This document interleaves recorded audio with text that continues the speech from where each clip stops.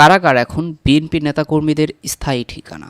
বিনা কারণে কারাগারে এখন বিএনপির নেতাকর্মীদের স্থায়ী ঠিকানা হয়ে গেছে, এই মন্তব্য করেছে বিএনপির জ্যেষ্ঠ যুগ্ম মহাসচিব রুহুল কবির রিজভী। তিনি বলেন, বিএনপির জন্য দিনের আলো নিষিদ্ধ, দলের নেতাকর্মীরা মুক্ত বাতাস গ্রহণ করা থেকে নিষিদ্ধ, তাদের সবসময় কারাগারে থাকতে হচ্ছে। বিএনপির নেতাকর্মীদের কারাগারে ঢোকানো সরকারের এই কর্মসূচি যেন শেষই হচ্ছে না।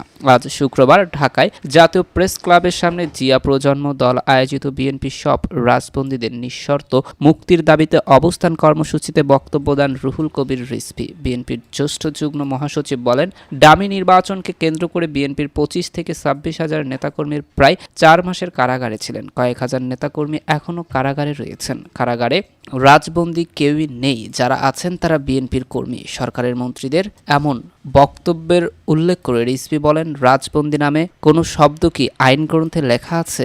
রাজনীতি যারা করে তাদেরকে কারাগারে বিভিন্ন মামলা দিয়ে ঢোকানো হয়। উপমহাদেশে এরকম অনেকেই কারাগারে গিয়েছেন, কিন্তু কোথাও রাজনৈতিক কারণে কারাগারে গিয়েছেন সেটা লেখা থাকে না।